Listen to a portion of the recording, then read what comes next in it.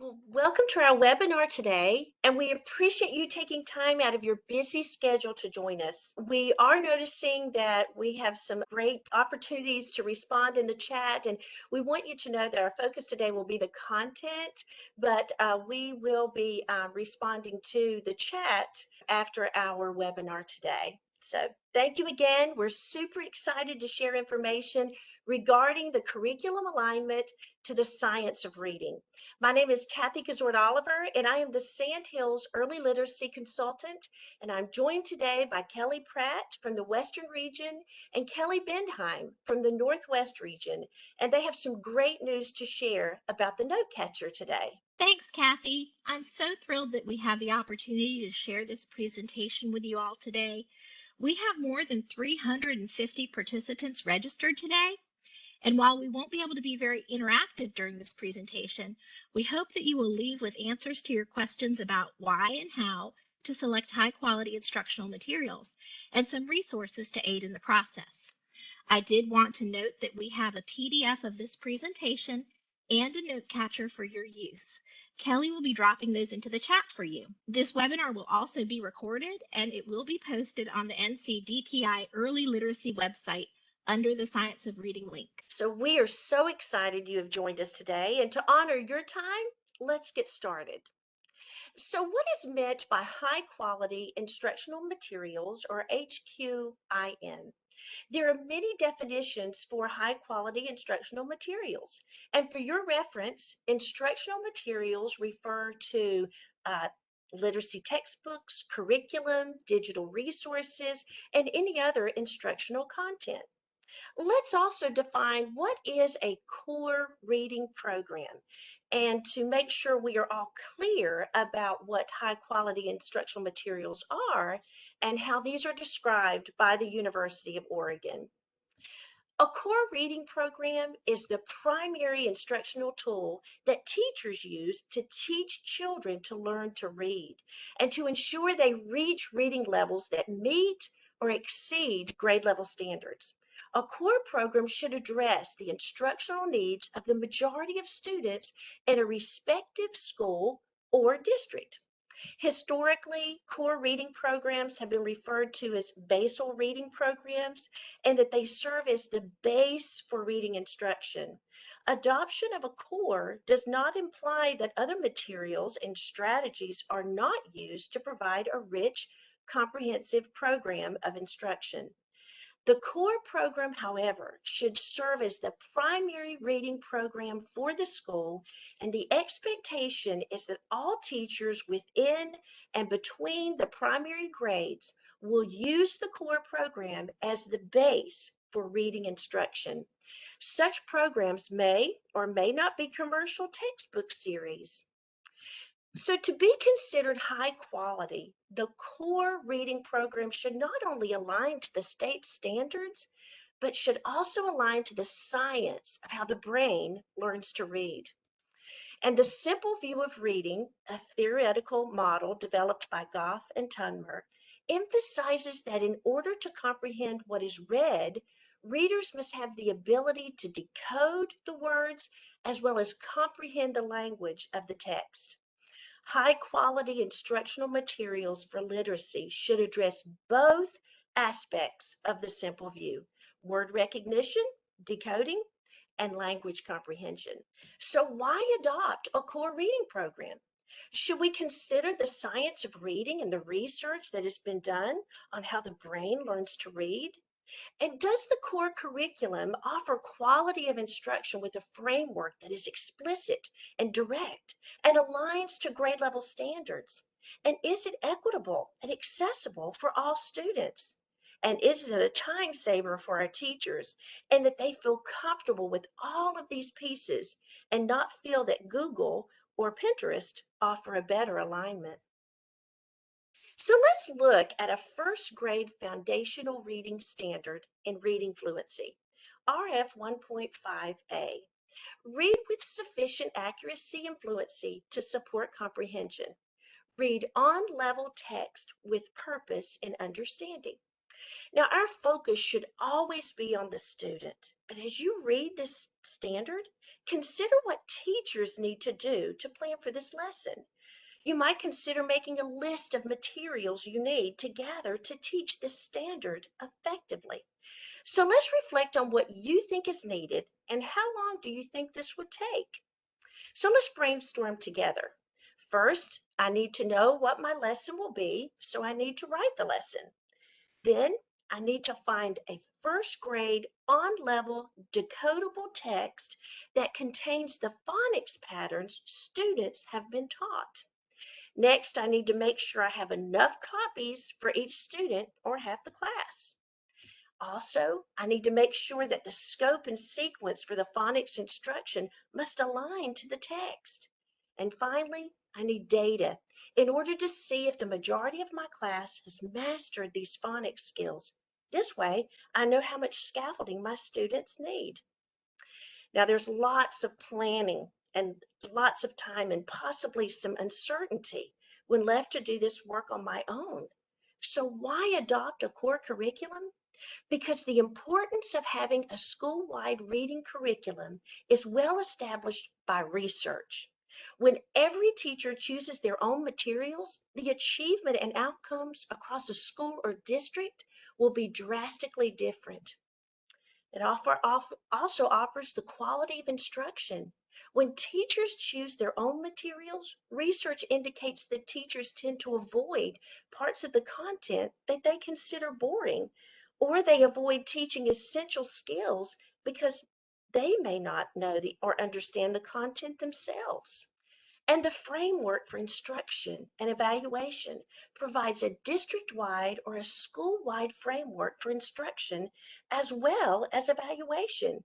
And it makes collaboration over planning feasible, and it makes assessments and data analysis more meaningful. And why adopt a core curriculum? It's a time saver.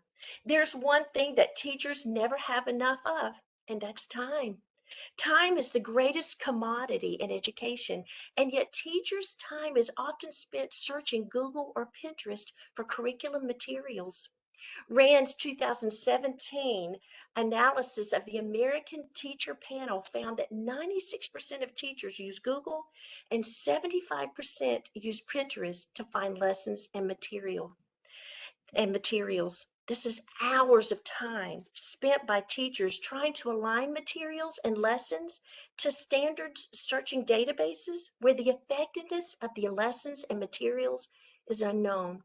In fact, one report from Marcy Goldberg of K-12 Market Advisors found that teachers spend 7 hours per week searching for instructional resources and an additional 5 hours each week creating the materials themselves. That is a total of 12 hours per week.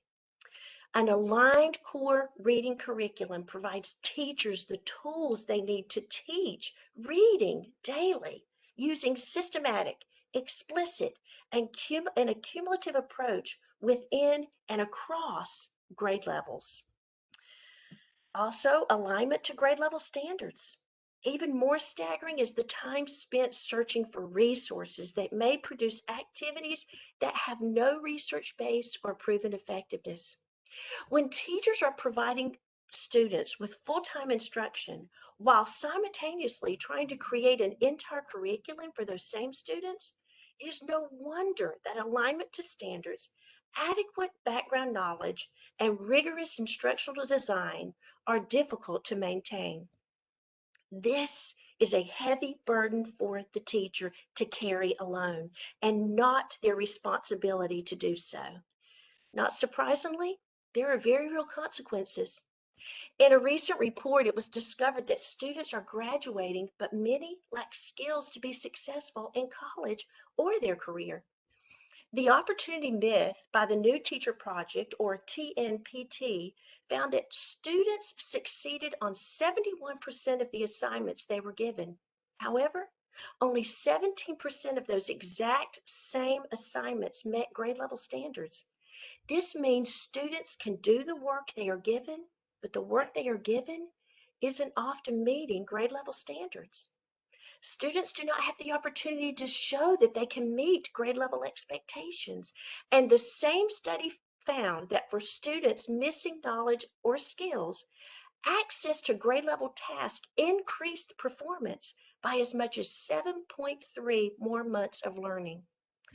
Now, there is a resounding consensus that teachers are in no way to blame.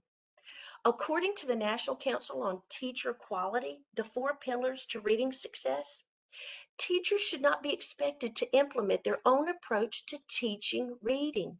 They need experts to curate the approaches and the curricula and materials that are research based, field tested, and revised based on students' performance. Leaders in the field agree, and this year, in The Hidden Mistake School Leaders Should Avoid, Jared Miracle stated, misaligned material is not the fault of teachers. They simply aren't provided the type of training and curriculum design needed to prevent these mishaps. Research-based, standards-aligned curricula must be coherent and comprehensive both within and across grade levels. Developing curricula is time-consuming, and that in many cases it takes years to perfect. It is unlikely that individual educators can create their own materials with the same careful standard alignment, proven instructional methods, and coherently sequenced teaching and learning. Dr. Kate Gerson, the CEO of Unbound Ed, has said, adopting an aligned curriculum is the number one way to stop all the confusion and extra labor that is currently placed on teachers. Providing a roadmap that is comprehensive and coherent, it's game changing. Once teachers have aligned curriculum, they can focus on the implementation, the design, and lean into the hard work of instruction that supports and benefits all students having access to grade level text and instruction. Research agrees with her. Evidence indicates that instructional materials have a significant effect on student outcome. And equity. The opportunity myth by the New Teacher Project reported in 2018 that 4 out of 10 classrooms with a majority of students of color never received a single grade level assignment. There is an opportunity gap. Even though when students were given grade level assignments, they performed well on them more often than not. They are not being given the opportunity to show that they can be successful, and even more importantly, are missing out on the opportunities such success provides in our society. So adopting an aligned core reading curriculum is a key lever to promoting equity. Aligned curricula reflect grade level standards and content giving access to all students. Aligned curricula provides a common anchor and a common language for administration and staff to have conversations about grade level standards and instruction. And high quality aligned curricula positively impact students' learning. And they employ grade level complex texts that expose students to this rigorous language and the knowledge and the vocabulary. And it maximizes the time students spend in grade level instruction, moving all students toward grade level achievement, which in turn is an equitable practice. So in conclusion, regarding the what and the why for adopting a core reading curriculum, choosing a core reading curriculum is a technical fix that is supported by research and practitioners. It is an effective way to provide equitable instruction that is based in research and improves that quality of instruction on a larger scale than one classroom at a time. The practitioners speak is a study by the National Institute for Child Health and Human Development. And in this intervention study done by Dr. Louisa Moats and Barbara Foreman in 2008, they asked several hundred teachers if they prefer a comprehensive reading program or using their own self-selected materials. After using a comprehensive curriculum, there were no teachers that preferred to create their own materials and program. So now I'll turn it over to Kelly, who will share how to select a core curriculum aligned to the science of reading. Thanks so much, Kathy. Selecting a core curriculum can be daunting and feel like a very high stakes process. In the next several slides, we'll look at some suggestions for the how of selecting a core reading curriculum. There's not a single way to approach this work. However, there's some essential elements to consider. First, you'll want to make sure that your curriculum is aligned to rigorous research-based practices for reading instruction, as well as aligned to your instructional standards.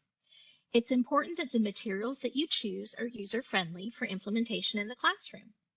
And you will want to consider how opportunities for active student learning are incorporated into lessons.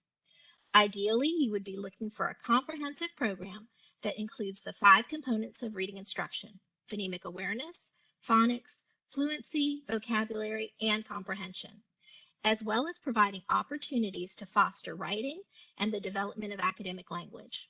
Finally, you'll want to look for a curriculum that provides opportunities to incorporate culturally responsive practices in the classroom. You'll note that there are several steps for your consideration on this slide. The key to remember is that selecting core curricula is a process that is worth the investment of your time. You need to think of it as exactly that. This is a process, not a single event. It's a marathon, not a sprint. Selecting materials is a decision worthy of study and prioritization. You must have a firm grasp on where you are before you can create a plan for where you want to go. Some steps to consider here are: first, gather a core planning and implementation team. It should be composed of diverse stakeholders, including teachers and school leaders, who will work through the rest of the process alongside your district leaders. Provide a common foundation by building knowledge among the team as part of the process.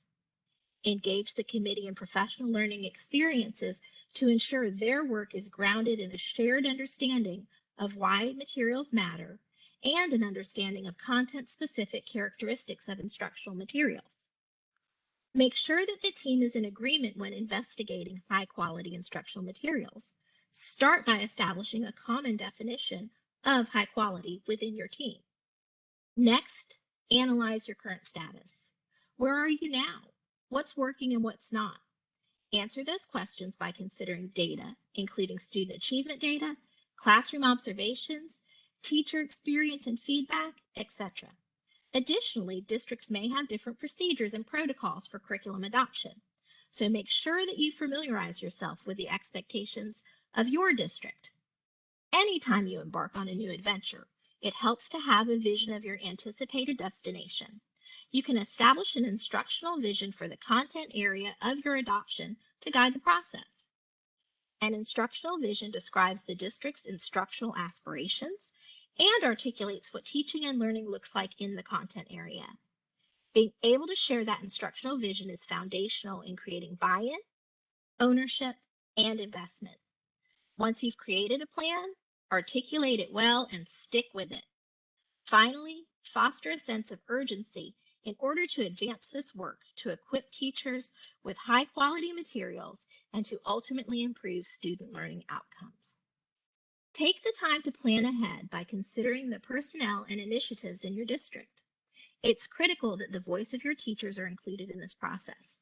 We want to ensure that consideration of curriculum is done with teachers in mind and not done to teachers after the fact. Consider other key initiatives in your district. What are the challenges you need to plan for? How do you align systems to establish a foundation for effective and efficient selection, adoption, and implementation? Curriculum selection intersects with other types of district initiatives, including collaborative learning, project-based learning, educational technology, and social and emotional learning initiatives. Considering district initiatives and aligning them with core literacy instruction helps to avoid stumbling blocks down the road. In education, buzzwords are thrown out all the time, and it's important to build foundational knowledge so that you have the tools to evaluate the claims that companies make about their materials. Take some time to learn about different curricula that are available on the market. The usual players are still around, but some new vendors have also emerged with some high-quality resources. Third-party reviews can help reduce the labor burden and provide valuable information to narrow the field to a manageable number of 2 to 4 curricula for deeper review. Additionally, you can contact other districts or experts to gather anecdotal information about programs. EdReports.org is an independent nonprofit designed to improve kindergarten through 12th grade education by providing reviews of instructional materials and supporting the adoption process. They suggest establishing the structure and process for this next phase of research, which focuses on deep study of each of the programs you're considering. Start by asking yourselves, what do we want to learn about how the materials address our priorities? And what's the best way to learn this? Then reach out to publishers to request samples of the materials and set up future presentations. Use the time with the publishers to have them answer questions that the committee has developed that specifically address your local priorities, as well as to discuss strengths and gaps identified in the reports. You may find that your dealings with a publisher's representative can also help narrow the field. Finally, determine what kind of professional learning will be needed for those engaged in investigating the materials. For example, you may want to investigate the time it takes to teach a full lesson. The professional learning needed from the publisher might simply be to do a walkthrough through the lesson must-dos and may-dos. Once you've investigated your options, you're ready to move towards making a selection. There are several things to consider at this juncture. Once identified, evaluate the strengths and gaps within each program. Analyze stakeholder feedback, and if you ask for feedback, make sure that you use it. Consider what else might be needed to support the implementation. Now is the time to capitalize on your bargaining power with vendors. It's often lost after a purchase is completed. Make sure professional development is a key component of your purchase and your negotiation. At this point, you will be anticipating your launch. Be sure that you have empowered your principals to see the benefits of the new curricula and to be able to share a vision to lead the school team in effective implementation. They're the boots on the ground when it comes to effectively supporting the implementation of a new curriculum. And change is hard, so look for opportunities to make your launch a celebration. A positive start can make it a little bit easier to implement something new. However, we're not quite finished. Now begins the process of continuous improvement. Implementation science tells us that in order to close the gap between what we know and what we do, we have to look beyond the initial implementation. Both short-term and long-term support should be considered. Feedback systems need to be in place so that professional learning and support can be responsive to teachers' needs. As you move forward, here are a couple questions to ponder to help you decide what your next steps might be. Are you looking at curriculum adoption in the near future? What part of this process do you feel ready to tackle? And where do you feel you might need some additional support? Now let's move on and take a look at some tools that may help you with the investigative process when selecting high-quality instructional materials for literacy instruction. We're going to round out this presentation by looking at some quality curriculum evaluation tools that are already out there and readily available to you. You may find a tool that will meet your needs as is, or you may find components in different tools that you want to combine. We will start by looking at a couple of tools that will give you a broad overview of the alignment between a curriculum and the science of reading. And then we'll look at a few tools that go deeper into the evaluation of specific components and instructional practices within a curriculum. We're going to talk very briefly about these evaluation tools, so I want to make sure that you know that the links to each of these resources are available on your note capture so that you can go back and look at them in more detail. The first tool that we're going to look at is the Reading League's Curriculum Evaluation Tool. The Reading League is a national not-for-profit organization out of Syracuse, New York. Their mission is to advance the awareness, understanding, and use of evidence-aligned reading instruction. This tool corresponds with the components necessary for foundational reading skills, as identified by the Simple View of Reading, which Kathy mentioned earlier, and Scarborough's Rote. The Reading League's evaluation reflects this alignment with its division into two sections, word recognition and language comprehension. Each section is then further broken down into instructional practices. Other areas that are evaluated are writing, assessment, and overall design. This tool is a simple checklist to determine a program's alignment with the science of reading. Each area is awarded a green check or a red check. Green checks indicate that the curriculum has instructional practices that do align with the science of reading, while red checks are given when instructional practices do not align with the science of reading. Each section also has a glossary of terms, which is a nice feature to ensure a common understanding of the components within a section. There's also space for comments or feedback during your review of the curriculum. One important thing that this tool does not assess, but does address in the instructions is the importance of high-quality, ongoing professional development. It is important to note that no matter how wonderful a curriculum is, informed and invested teachers are key to student success. The next tool that we're going to discuss is from the Rhode Island Department of Public Instruction. It's designed specifically to evaluate curriculum for teaching foundational reading skills in kindergarten through second grade. This tool is reliant on the curriculum evaluations available through edreports.org. This site is also linked in your note catcher. This form is similar to the Reading League's evaluation tool in that it aligns with Scarborough's rope and the simple view of reading. Essentially, the first part of this document is a checklist of look-fors in the specific areas of reading instruction that are not addressed in the EdReports evaluations. The second part of this form is a summary of how the curriculum was scored in areas assessed by EdReports with a rating scale of green, orange, or red. The next tool that we're going to look at is from the Center of Teaching and Learning out of the University of Oregon. It's designed to evaluate curricula for kindergarten through third grade. It was developed in 2006, and its purpose is to be an in-depth review for examining the elements that are critical to implementing a research-aligned reading curriculum. There are two stages in this evaluation tool.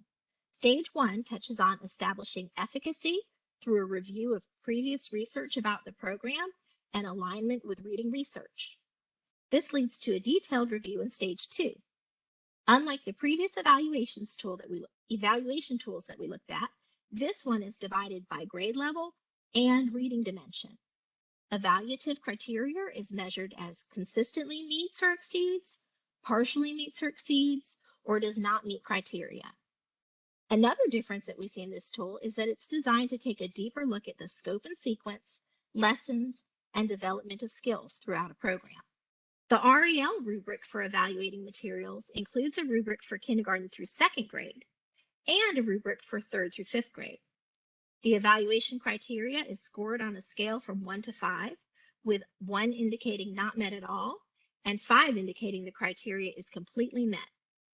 Each reviewer form is divided into foundational reading skills, reading comprehension for literacy and informational texts, writing development and skills, speaking and listening development, language development skills, and evidence-based practices. Each practice is also directly related to recommendations through various What Works Clearinghouse guides. You might notice these notations if you decide to take a deeper dive into this tool later on. Additionally, this guide promotes rigorous selection criteria for the facilitators and the reviewers who will be evaluating curriculum. Finally, the Colorado Department of Education has also created a tool for curriculum evaluation for kindergarten through third grade. On their website, the Colorado Department of Education references the Reading League's evaluation tool, which we saw at the beginning of this section of the presentation, as a starting point for evaluating curriculum. The results of that evaluation can then be combined with this tool. The Colorado Department of Education Instructional Programming rubric is reliant on the evaluation team members being knowledgeable in the science of reading and instructional design. This tool is also designed to review all teacher and student materials. It's recommended that the materials be assigned to 2 or more reviewers to determine inter-rater reliability. This tool also has a 2-phase design. Phase 1 determines whether the material meets the criteria for evidence-based instruction. It examines research alignment, explicit and sequential instruction, systematic and cumulative instruction, and related elements. The curriculum must have 20 out of 25 points in Phase 1 in order to be eligible to move to Phase 2. Phase 2 specifically addresses the implementation of instructional practices identified by the science of reading as essential to early literacy instruction. As you can see, there are several resources available to you. The key will be looking into what tools suit your district's needs best when considering and selecting new curriculum. We recognize that we're ending a little bit early today. Hopefully, this will give you a little time to look at some of the resources we touched on and to consider some of the guiding questions in your note catcher. If you need additional support, please contact your early literacy consultant. On this slide, We have linked some of the resources used in this presentation, which you can access from the PDF of the presentation that Kelly shared. And thank you so much for your time this afternoon and all that you do for our students across the state. Enjoy the rest of your afternoon.